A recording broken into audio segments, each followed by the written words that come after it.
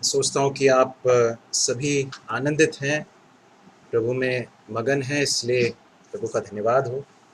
हम जिस भाग से अध्ययन करते आए हैं उसी भाग में वापस आ जाएंगे। प्रेरितों के काम की पुस्तक, उसका 13वां अध्याय हम निकालेंगे। प्रेरितों के काम की पुस्तक।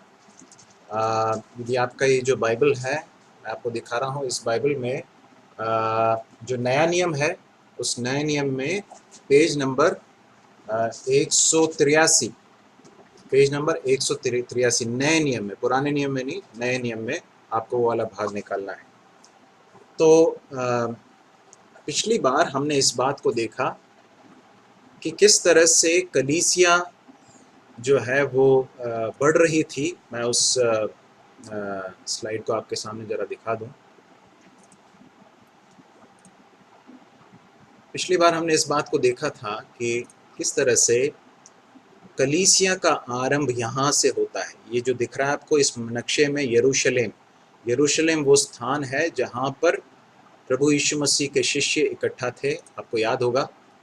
और हम देखते हैं कि वहाँ पर प्रभु यीशु मसीह की प्रतिज्ञा के अनुसार पेंतिकुस्त के दिन पवित्र आत्मा प्रभु यीशु मसीह के शिष्यों के ऊपर उतरा, और उसके बाद फिर जो है वे लोग सुसमाचार उन्होंने बांटा, और कई लोग प्रभु यीशु मसीह पर विश्वास करने लगे।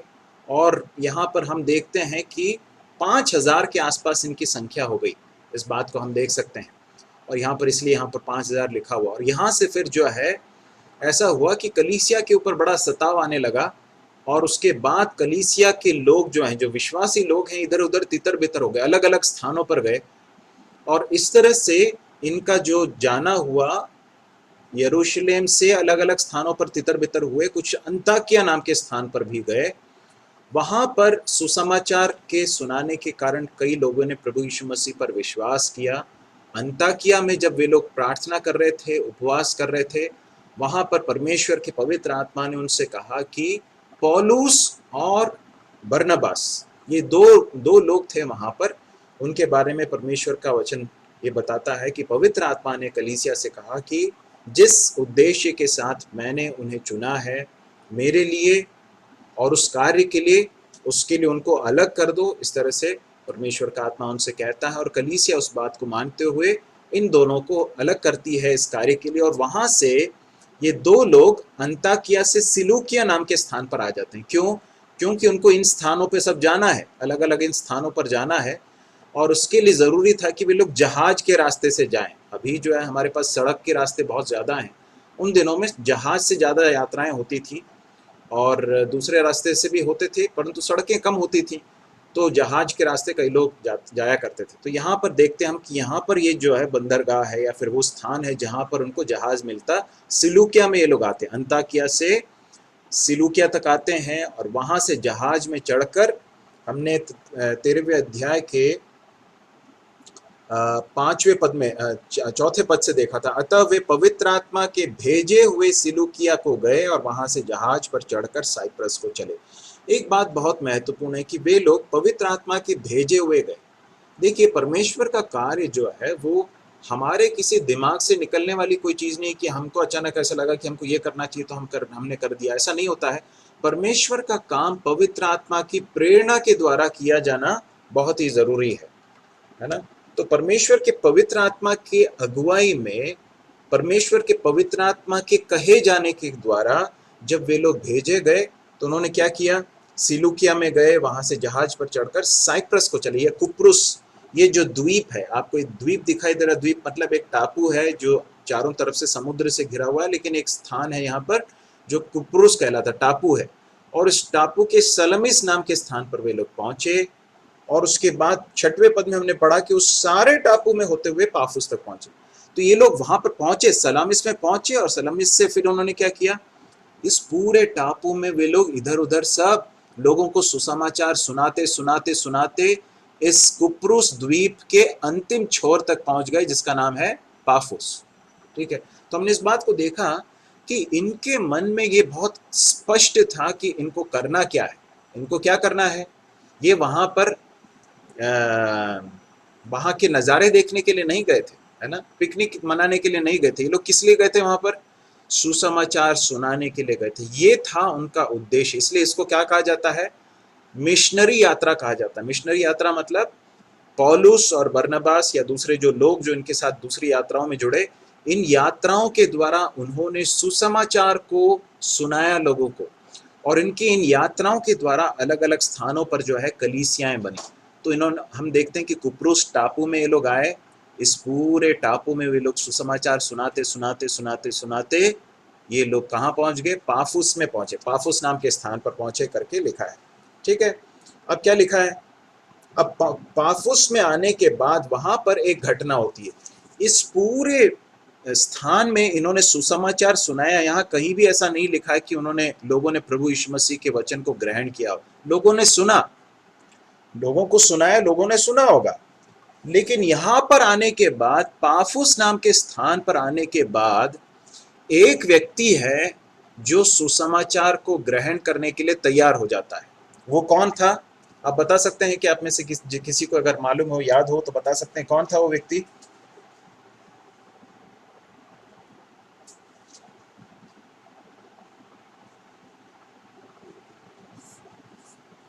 किम सिरगियुस, या सिरगियुस पौलुस। ठीक है, उसका नाम था सर्जियस पॉल या सिरगियुस पौलुस। वो व्यक्ति जो है एक अधिकारी था, है ना, एक रोमी शासन का, रोम नाम का जो जो देश है, वो उस समय पर उनका शासन था, और रोमी एक अधिकारी था, ऐसा बताया जाता है, सर्जियस पॉल या फिर सिरगियुस पौलुस। और उसके बारे में लिखा है कि वो बहुत बुद्धिमान पुरुष था, बुद्धिमान पुरुष था करके लिखा है। फिर उसके बाद लिखा है उसने बरनबास और शाऊल को अपने पास बुलाकर परमेश्वर का वचन सुनना चाहा। देखिए, कई लोगों ने सुसमाचार सुना, इस टापू में कई लोगों ने सुसमाचार सुना, परंतु सुसमाचार के प्रति प्रत्युत्तर देने वाला या सुसमाचार पर विश्वास करने वाले लोग कम थे। आज भी ऐसा ही होता है। प्रभु यीशु मसीह के बारे में लोगों को बताया जाता है, ये बताया जाता है कि वास्तव में वही परमेश्वर है, वही हमारे जीवन को बदल सकते हैं, वो साक्षात परमेश्वर हैं जो मनुष्य बनकर इस संसार में आए।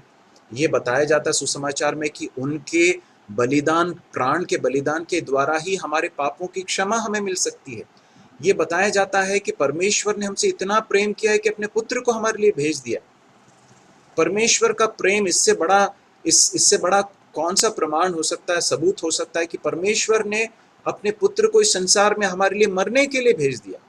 ये सुसमाचार सुनाया जाता है, और फिर बताया जाता है कि यदि आप इस पर विश्वास करेंगे, इस संदेश पर कि प्रभु यीशु मसीह आपके लिए मारे गए क्रूस पर और गाड़े गए और फिर से तीसरे दिन जी उठे, यदि आप अपने जीवन को उनके हाथों में सौंपेंगे, उनको अपना प्रभु मानेंगे, तो आपका उद्धार हो जाएगा, या आपके पापों की क्षमा आपको मिलेगी, आपको अनंत काल का जीवन मिलेगा। आप मर भी जाएंगे तो एक दिन प्रभु के साथ फिर से जिएंगे, है ना।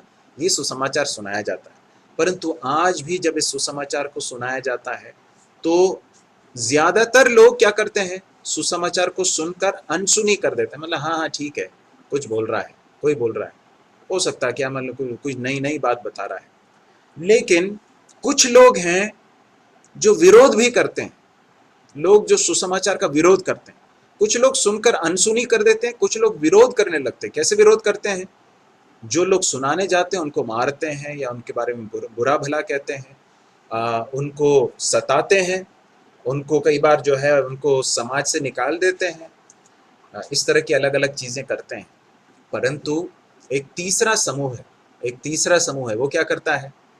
एक ग्रुप है जो सुसमाचार को सुनकर उसे मानने के लिए तैयार हो जाता है। हम यहाँ पर देखते हैं क्या लिखा है यहाँ पर। उसने 7वें पद में लिखा है, उसने बरनबास और शाऊल को अपने पास बुलाकर परमेश्वर का वचन सुनना चाहा। ठीक है, अब देखिए इस व्यक्ति के बारे में हम एक बात पढ़ते हैं कि ये बहुत बुद्धिमान व्यक्ति था करके लिखा। इस बुद्धिमान का मतलब क्या है? ये शायद काफी पढ़ा लिखा होगा, बहुत जानकारी रखने वाला व्यक्ति होगा, बहुत सारे धर्मों के बारे में जानता होगा, ये सारी चीजें वो जानता होगा। परंतु उसे ये समझ में आ गया कि उसका ज्ञान उसको पाप की क्षमा नहीं दे सकता, उसका उसका जो अधिकार है, उसकी जो सामर्थ्य है, उसकी जो ताकत है, उसकी नौकरी जो है, उसका धन है, ये कोई भी चीज़ें उसे परमेश्वर के पास नहीं ले जा सकती हैं। उसे समझ में आया कि प्रभु यीशु मसीह पर विश्वास करने के द्वारा ही उद्धार मिल सकता है। एक और बात देखने के लायक है कि 6वें पद में हम पढ़ते हैं। कोई 6वें पद को पढ़ेंगे क्या? कृपया 6वें पद को कोई पढ़ लें। वे उस सारे टापू में होते हुए पापुस तक पहुंचे। वहां उन्हें बार यीशु नामक एक यहूदी टोना और झूठा भविष्यवक्ता मिला। या धन्यवाद अंकल।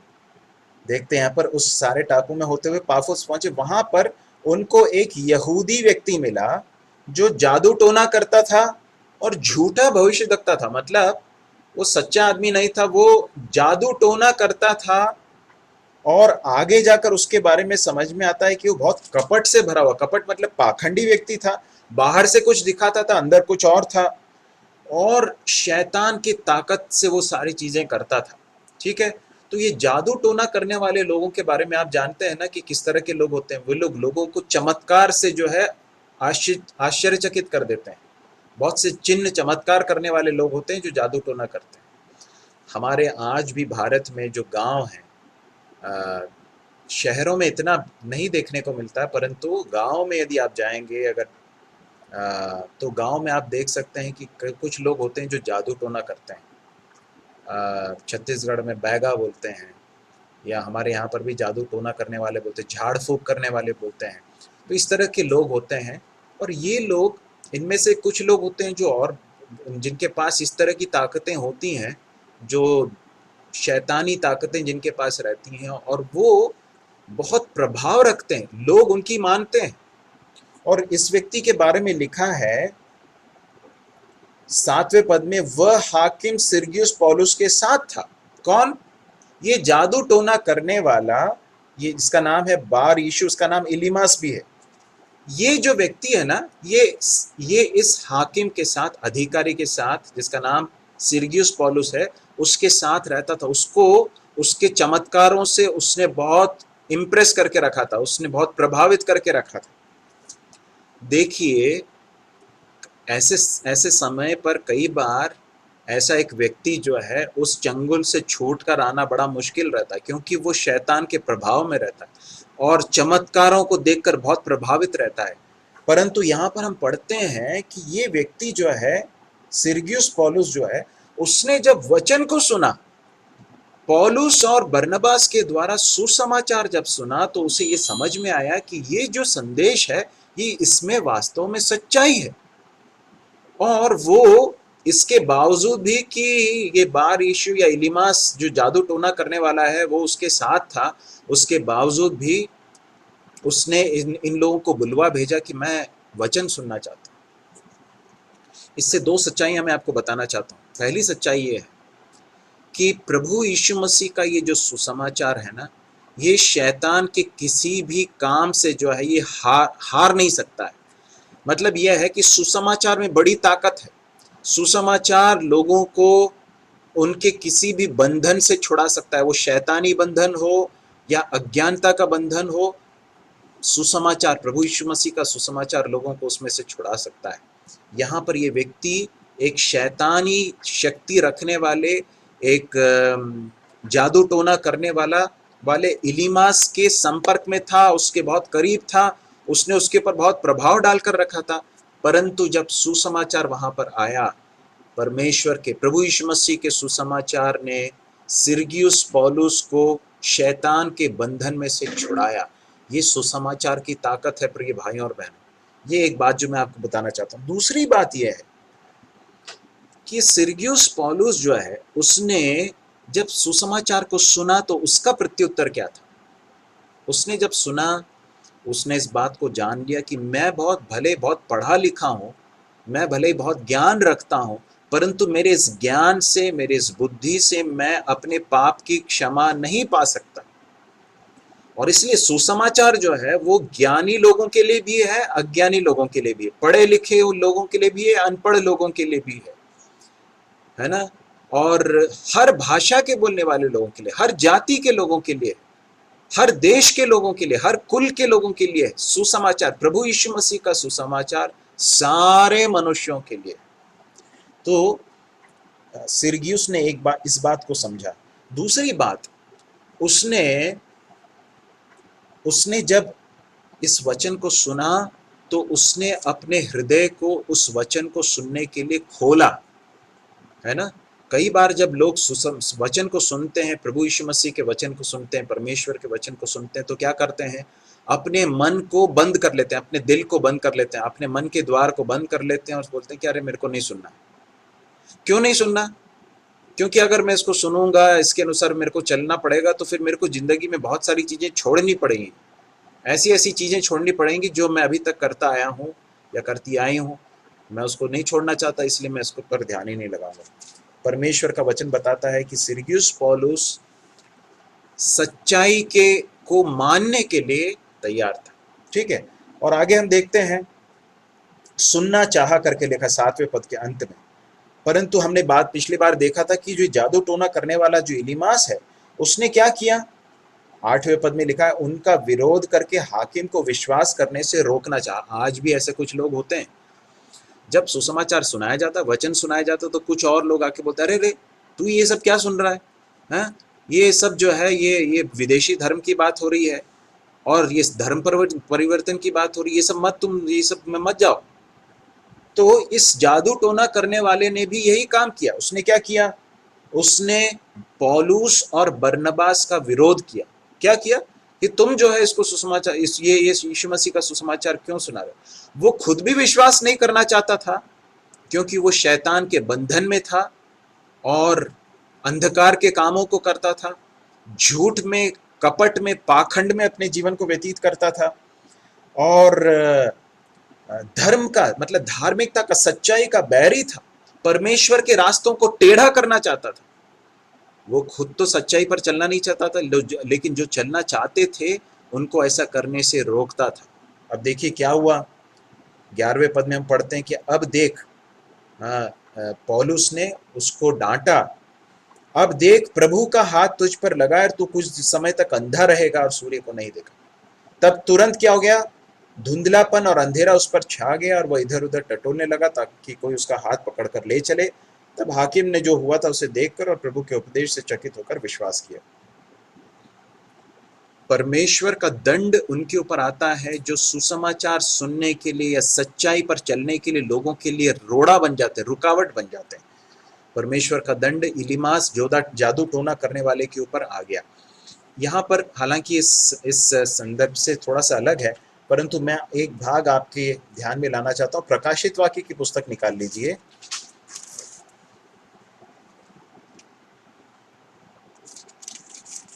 प्रकाशित वाक्य की पुस्तक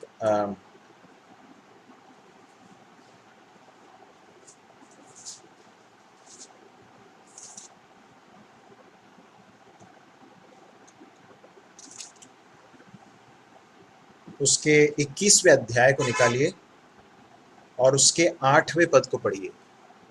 प्रकाशित वाक्य की पुस्तक 21वां अध्याय और उसका 8वां पद पढ़िए।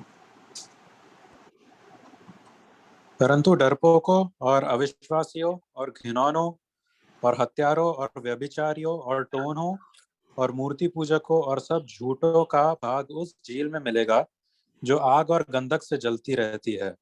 यह दूसरी मृत्यु है। धन्यवाद भाई। देखते हैं, परंतु डरपोकों और अविश्वास, यहाँ पर लिखा है कि एक आग की झील है, एक नरक है, जिसको बताया गया कि वो आग की झील है, जिसमें कभी भी वो आग बुझती नहीं है। लोग उसमें चले जाते हैं तो उसमें से कभी वापस नहीं निकल नहीं पाते हैं, अनंत काल तक उसमें पड़े पड़े यातना सहते रहेंगे। ऐसी एक भयानक यातना का स्थान है जिसको बाइबल में लिखा है नरक है या आग की झील है, आग और गंधक से जलती रहती है, ऐसा लिखा है। और वहां पर कौन जाएगा करके लिखा है? यहां लिखा है कि परंतु डरपोकों। डरपोक मतलब कौन? जो प्रभु यीशु मसीह के सुसमाचार को सुनने के बाद भी उस पर विश्वास जिन्होंने नहीं किया। क्यों नहीं किया? क्योंकि वो डरपोक थे, क्योंकि वे समाज से डरते थे, क्यों अपने रिश्तेदारों से डरते थे, अपने आसपास के लोगों से डरते थे, वे लोग डरते थे कि वो लोग हमारे बारे में क्या कहेंगे, या लोग हमें शायद समाज से निकाल देंगे। मनुष्यों के डर के कारण जिन्होंने सच्चाई पर विश्वास नहीं किया, सुसमाचार पर विश्वास नहीं किया, एक दिन न्याय का दिन जब आएगा तो वे लोग कहाँ जाएंगे? यहाँ लिखा है डरपोकों, ठीक है। दूसरा है अविश्वासियों, मतलब जिन्होंने प्रभु यीशु मसीह के सुसमाचार पर विश्वास नहीं किया। घिनौनों, मतलब जो गंदे काम करते हैं, जो पाप के लुच्चे काम करते हैं, गंदे घिनौने कामों में अपने जीवन को व्यतीत करते हैं। हत्यारों, हत्यारों मतलब जो लोगों की हत्या करते हैं। व्यभिचारियों, मतलब जो अशुद्ध काम करते हैं, अनैतिक संबंध बनाते हैं लोगों के साथ। टोनों, मतलब जिस जब भी हम इलीमास के बारे में सुन रहे थे, वो क्या करता था? जादू टोना करने वाले, जो शैतान के अधिकार में रहकर इन तरह की सारी चीजों को करते हैं।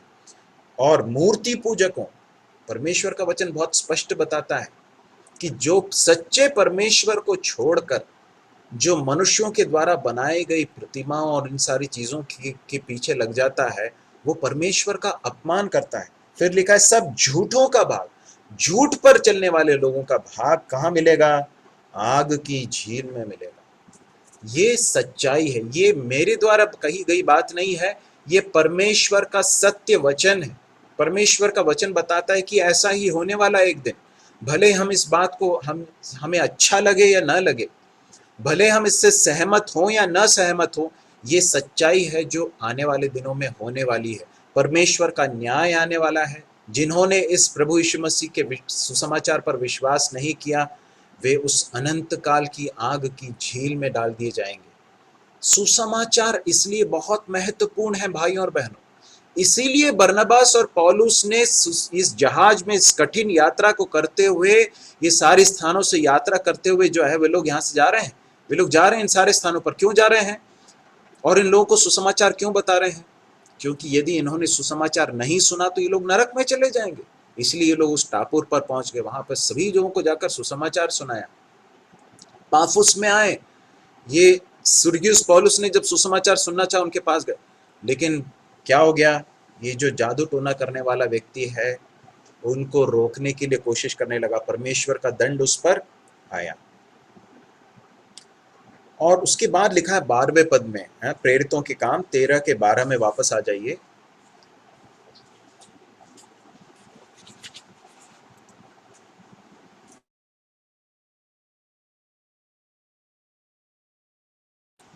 पढ़ेंगे कोई? 13 का 12 पढ़ लीजिए। तब हाकिम ने जो हुआ था उसे देखकर और प्रभु के उपदेश से चकित होकर विश्वास किया। यहाँ पर लिखा है कि इस व्यक्ति ने, हाकिम ने, सिर्गियुस पौलुस ने सुसमाचार पर विश्वास किया, और उसके लिए 2 कारण बताए गए हैं। पहला कारण है कि जादू टोना करने वाले इलीमास के ऊपर परमेश्वर का दंड आया, ये देखकर। ठीक है, अब इस बात को समझना जरूरी है कि ये जो जादू टोना करने वाला ये जो इलीमास था, इसके पास भी ताकत थी, ये भी बहुत चमत्कार दिखाता था, है ना। तो यदि इसको अंधा कर दिया गया तो क्या उसके अंदर, अगर उसकी ताकत, उसकी सामर्थ वास्तव में ये जिस ताकत से उसको अंधा किया गया था, उस ताकत से बड़ी ताकत उसके पास होती तो वो क्या कर लेता? ठीक है, तुमने मुझे अंधा कर दिया, ये देखो वापस में सही हो गया। लेकिन वो ऐसा नहीं कर पाया। तो सिर्गियुस पौलुस को, इस हाकिम को समझ में आया कि ये जो सुसमाचार सुनाया जा रहा है, ये वास्तव में सच्चाई है, इसमें ये परमेश्वर की ओर से है। आपको याद होगा ना कि हम पढ़ते हैं किस तरह से पुराने नियम में, निर्गमन की पुस्तक में हम पढ़ते हैं कि इजरायली लोग जब मिस्र की बंधुआई में थे, उस समय पर मूसा को परमेश्वर ने कहा कि तू फिरौन के पास जा और उसको बोल कि परमेश्वर ये कहता है कि मेरे लोगों को छोड़।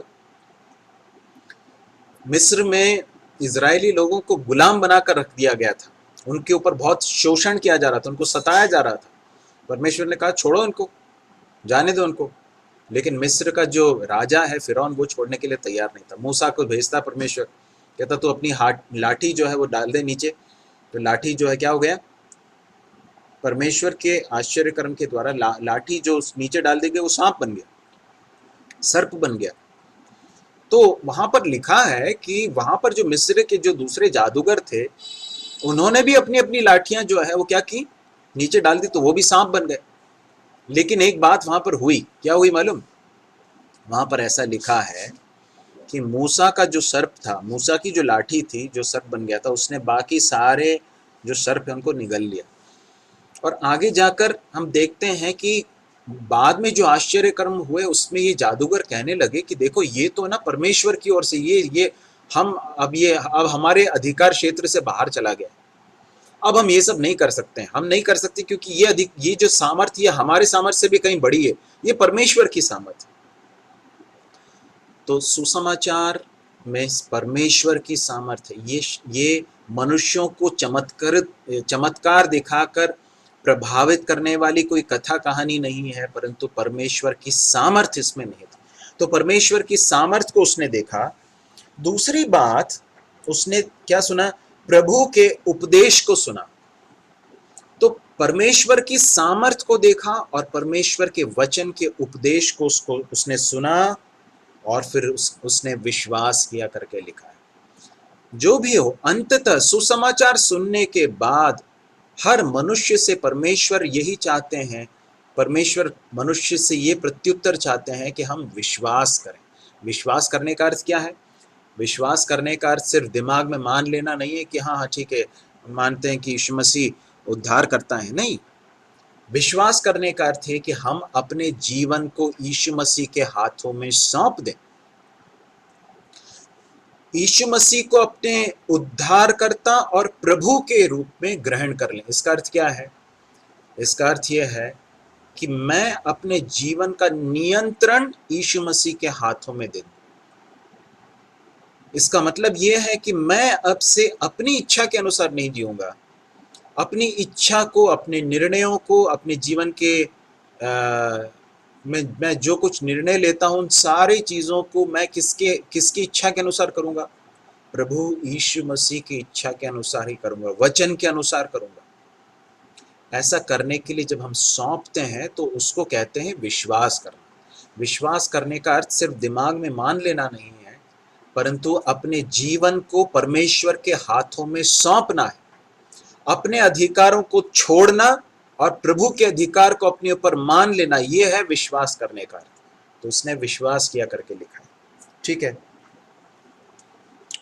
फिर क्या हुआ? 13वें पद में हम पढ़ते हैं, 13वें पद को देख लें, प्रेरितों के काम 13 का 13। पौलुस और उसके साथी पाफुस से जहाज खोलकर पंफूलिया के पिरगा में आए। अब जरा देखें, अब इस मैप को देखिए। यहाँ पर ये लोग कहाँ से निकले थे? अंताकिया से सिलूकिया में आए, सिलूकिया से जहाज में चढ़कर इस टापू में आए जिसका नाम कुप्रुस है।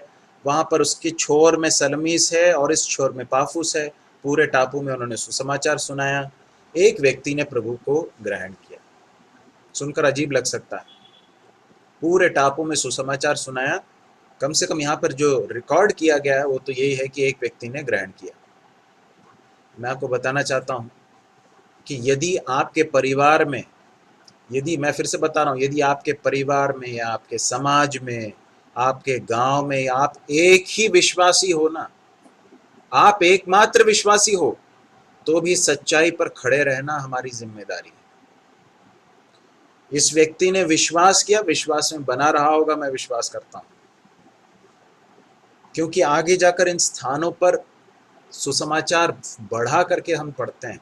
तो एक व्यक्ति भी किसी भी स्थान में परमेश्वर के कार्य के लिए बड़े सामर्थ्य के साथ इस्तेमाल हो सकता है। कई बार कई लोग सोचते हैं, अरे मैं अकेला हूं, मैं अकेले क्या कर सकता हूं? अरे परमेश्वर आपके द्वारा बड़े काम कर सकता है।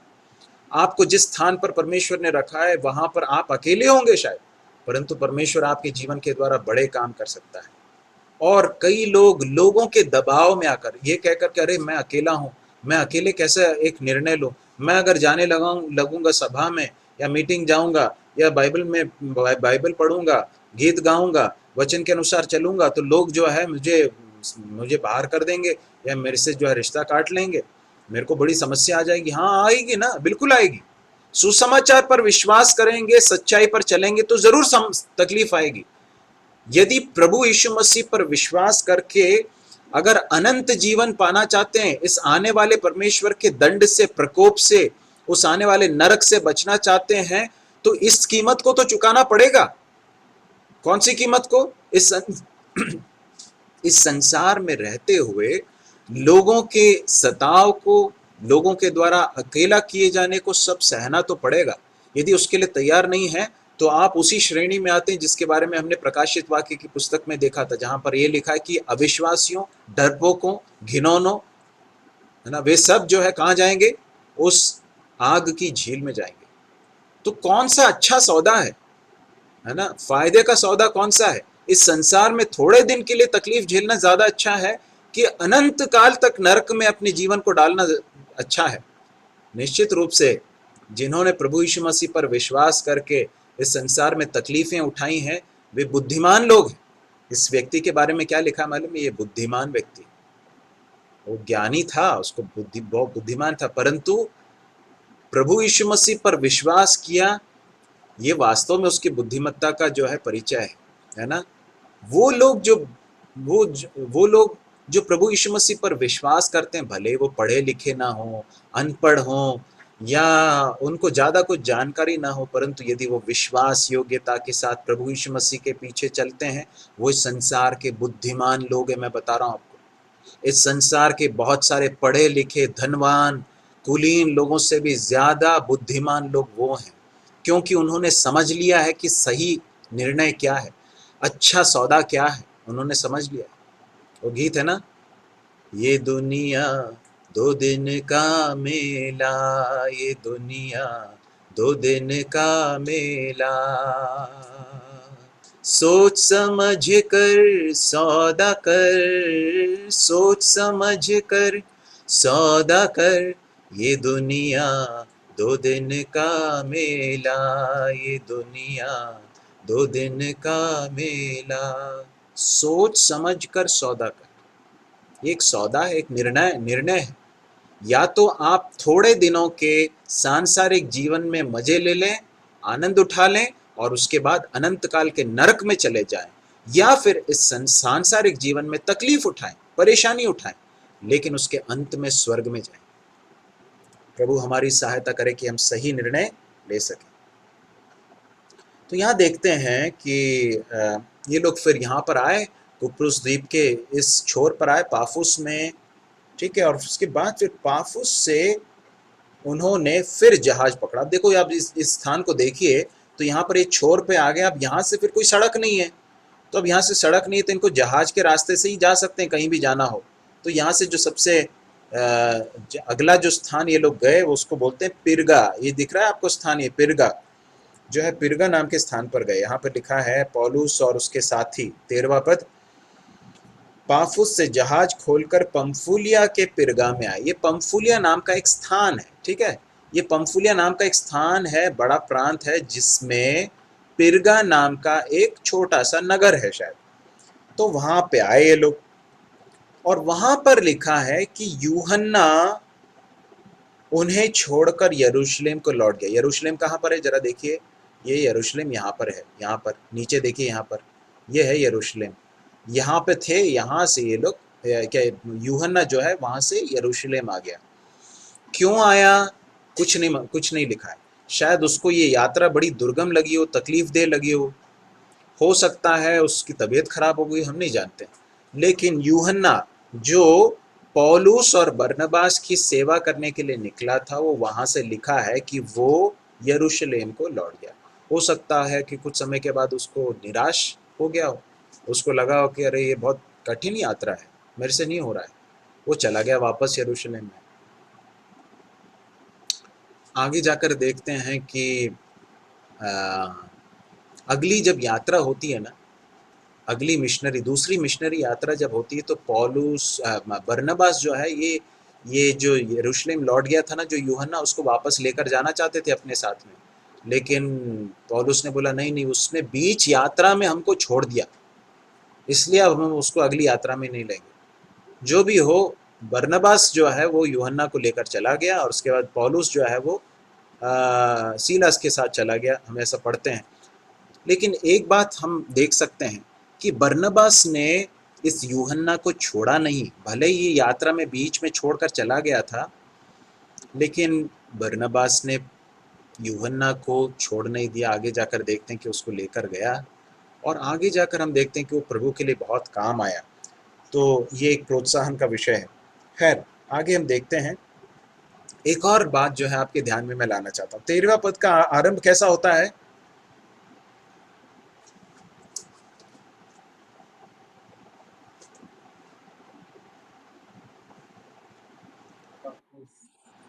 पौलुस और उसके साथी पफुस से जहाज खोलकर पंफुलिया से पेगा में आए। बस बस बस, काफी काफी काफी। एक मिनट। अब देखिए, यदि आप प्रेरितों के काम की पुस्तक को देखेंगे तो जब से पौलुस और बरनबास के बारे में चर्चा होती है, उसमें आप ध्यान देना, अभी तक इस तरह से दिखाई देता था कि बरनबास और पौलुस, बरनबास और पौलुस। बरनबास गया, पौलुस को ढूंढ कर लाया, उसको यरूशलेम के कलीसिया के लोगों के साथ अंताकिया के कलीसिया में लेकर आया, यरूशलेम के कलीसिया में उसको परिचय कराया। तो बरनबास पौलुस को प्रोत्साहित कर रहा है, बरनबास पौलुस को लेकर जा रहा है, ऐसा करके दिखाई देता। तो नेतृत्व में कौन दिख रहा है, या ज्यादा उभर कर कौन दिखाई दे रहा है? बरनबास दिखा रहा है अभी तक, है ना? बरनबास और पौलुस। अब ये 13वें अध्याय के आरंभ में भी हम देखते हैं, 13:2 में लिखा है, जब वे उपवास सहित प्रभु की उपासना कर रहे थे तो पवित्र आत्मा ने कहा, मेरे लिए बरनबास और शाऊल को या पौलुस को जो उस काम के लिए अलग करो। तो यहां तक ऑर्डर, जो क्रम था, वो कैसा था? बरनबास और पौलुस, बरनबास और पौलुस। अब 13वें पद से यहां पे जो है ना, ये ऑर्डर बदल गया, क्रम बदल गया। यहां तक कि 7वें पद में भी देखिए लिखा है, उसने बरनबास और शाऊल को अपने पास बुलाकर। लेकिन 13वें पद में क्या लिखा है? पौलुस और उसके साथी। मेरे प्रिय भाई और बहनों, ये परमेश्वर का बड़ा कार्य है, और ये बहुत अद्भुत है कि कई बार परमेश्वर हम जिन लोगों को सुसमाचार सुनाते हैं या फिर प्रोत्साहित करते हैं, वो हमसे भी कहीं अधिक परमेश्वर के लिए काम आने लगते हैं। तो इसमें हमें किसी भी तरह से कोई प्रतिद्वंदिता या कंपटीशन है, या उसके साथ कोई मेरे मेरे ईर्ष्या करने की कोई बात ही नहीं है, कोई बात नहीं है। क्यों नहीं है? क्योंकि परमेश्वर का काम है किसी व्यक्ति को किस तरह से वो इस्तेमाल करना चाहता है। बरनबास को परमेश्वर ने पौलुस को प्रोत्साहित करने के लिए, बढ़ाने के लिए इस्तेमाल किया एक समय तक, और उसके बाद हम देखते हैं कि पौलुस और भी ज्यादा प्रभावशाली हो गया, और आगे जाकर पौलुस के बारे में ज्यादा चर्चा सुनने को मिलती है। परमेश्वर के लिए काफी काम आया। लेकिन बरनबास को कहीं भी हम ऐसा देखते नहीं कि वो ये सोचने लगे कि अरे ये मेरे से बड़ा बन गया, हाँ, मैं मेरे पीछे पीछे चला करता था, लेकिन जो है अब मेरे से बड़ा हो गया, बहुत बड़ा आदमी हो गया। ऐसा सोचते हुए नहीं देखते हैं। परमेश्वर के कार्य में कोई बड़ा या छोटा नहीं होता। परमेश्वर के कार्य में परमेश्वर ने हम सबको अलग अलग भूमिका दी है, और जिस भूमिका को परमेश्वर ने हमें दी है उसमें आनंदित रहना, उसमें संतुष्ट रहना, ये बहुत महत्वपूर्ण है मेरे प्रिय भाई और बहन। यदि हम अपनी भूमिका के बारे में ये सोचें कि मेरी भूमिका उससे ज़्यादा बड़ी है या उससे कम है सोचकर जो है हम ईर्ष्या करने लगें, या उससे बड़ी है सोचकर उसको तुच्छ जानने लगें, मैं आपको बताना चाहता हूँ, ये दोनों ही मनोभाव सही नहीं है। परमेश्वर ने हर व्यक्ति को अलग अलग बुलाहट दी है, अलग अलग कार्य दिए हैं। उन कार्यों को हम विश्वास योग्यता के साथ करें, ये ज्यादा महत्वपूर्ण है। हम देखते हैं यहाँ पर क्रम बदल गया, खैर, लेकिन परमेश्वर का काम बढ़ रहा है, ये लोग बड़ी अच्छी तरह से इस कार्य को कर रहे हैं।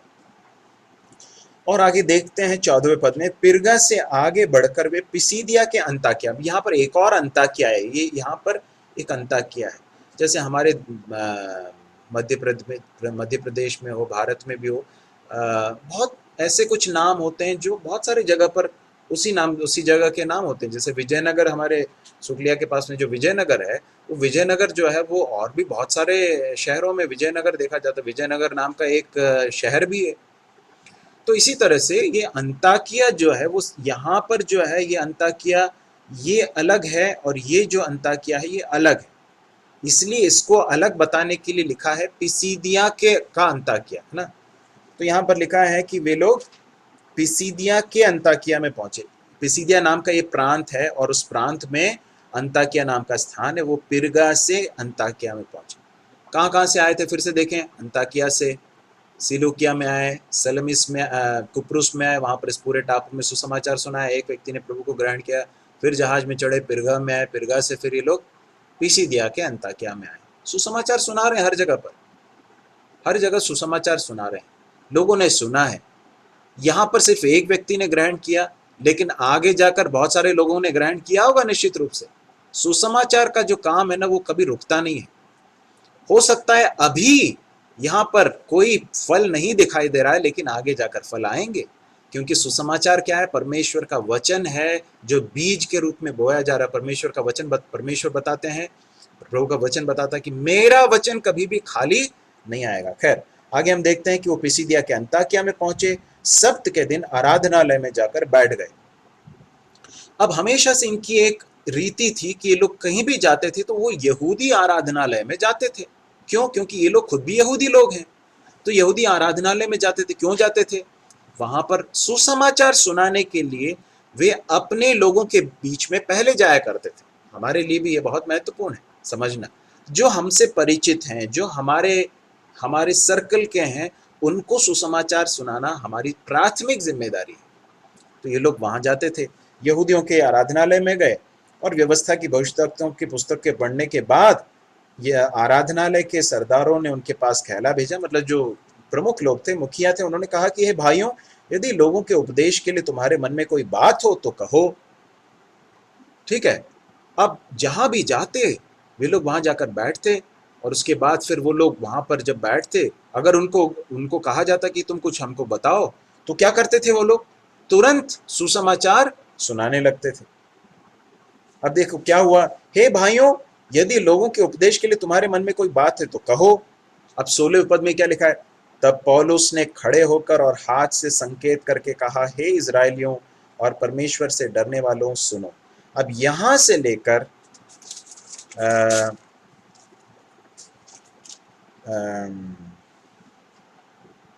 47वें पद तक, 47वें पद तक जो है ये भाषण चल रहा है। ठीक है, नहीं सॉरी 47 तक नहीं, 41वें पद तक, 41 तक। कहाँ से? 16वें पद से 41वें पद तक पौलुस का एक लंबा चौड़ा भाषण है, सुसमाचार सुना रहा है। ठीक है, मैं आपको बताना चाहता हूं, सुसमाचार सुनाने के लिए जब भी एक अवसर मिलता है, हमें उस अवसर को छोड़ना नहीं है, जब भी एक अवसर मिले। और इसलिए हम जब वचन की सेवा करते हैं तब भी हमें हमेशा सुसमाचार का कोई ना कोई सच्चाई को जरूर शेयर करना चाहिए, क्योंकि हम नहीं जानते, हम जो सुन रहे हैं उनमें से कोई एक व्यक्ति भी हो सकता है जिसने सुसमाचार पर विश्वास नहीं किया हो या नहीं समझा हो। तो हमारी जिम्मेदारी है कि हम सुसमाचार सुनाएं। दूसरी बात यह कि परमेश्वर के वचन को सुनाने के लिए, वचन की सच्चाई को बताने के लिए, सुसमाचार को सुनाने के लिए, लोगों को प्रोत्साहित करने के लिए कभी भी एक अवसर परमेश्वर हमें देते हैं तो कभी भी पीछे नहीं हटना चाहिए, कभी भी पीछे नहीं हटना चाहिए, हमेशा आगे रहना चाहिए, ताकि हमारे द्वारा परमेश्वर के सुसमाचार को हम लोगों के पास पहुंचा सकें। तो जैसे ही इनको अवसर मिला, तुरंत हम देखते हैं कि पौलुस खड़ा हो गया और उसने सुसमाचार सुनाया। अब उसके बाद वहां पर कई लोगों ने प्रभु को ग्रहण भी किया, इस तरह से हमें समझ में आता है। तो हमने इतनी सच्चाइयाँ आज देखी हैं। चूँकि आज हमारा समय खत्म हुआ, यहाँ पर हम इस संदेश को समाप्त करेंगे। जितनी बातें हमने देखी हैं, जितनी सच्चाइयों को हमने देखा, उस पर जीवन बिताने के लिए, उसके अनुसार जीवन बिताने के लिए प्रभु हमारी सहायता करे। कोई भी एक भाई प्रार्थना करेंगे और उसके बाद हम समाप्त करने के पश्चात फिर कुछ देर वीडियो ऑन कर लेंगे। ऑडियो ऑन करने के बाद एक दूसरे के साथ बातचीत करेंगे और उसके बाद फिर इस मीटिंग को समाप्त करेंगे। अभी कोई भी एक भाई प्रार्थना करेंगे।